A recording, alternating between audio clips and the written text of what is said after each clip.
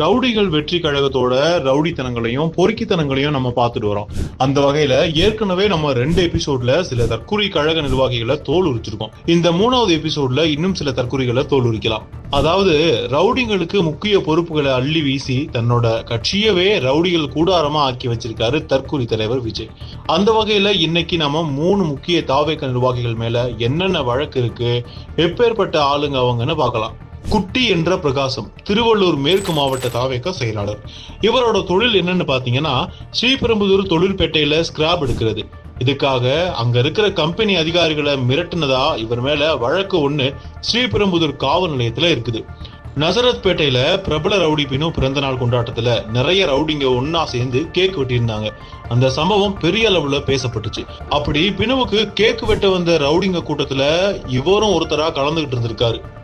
அடுத்து நம்ம பார்க்க போறது விசு, வில்லிவாக்கம் மேற்கு பகுதி தாவேக தலைவர்.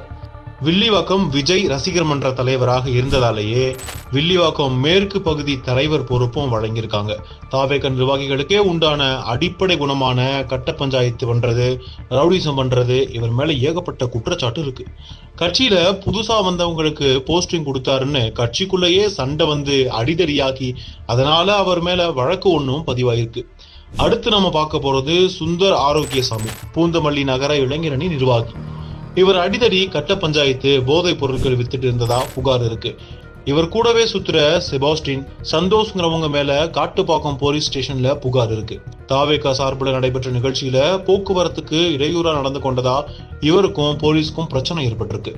இந்த எபிசோட்ல ஒரு 3 தாவேக நிர்வாகிகளை பத்தி நம்ம பார்த்திருக்கோம்.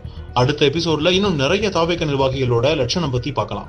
இப்படிப்பட்ட ரவுடிங்க, கட்ட பஞ்சாயத்துக்காரங்களை அடுத்தடுத்து அம்பலப்படுத்துவோம்.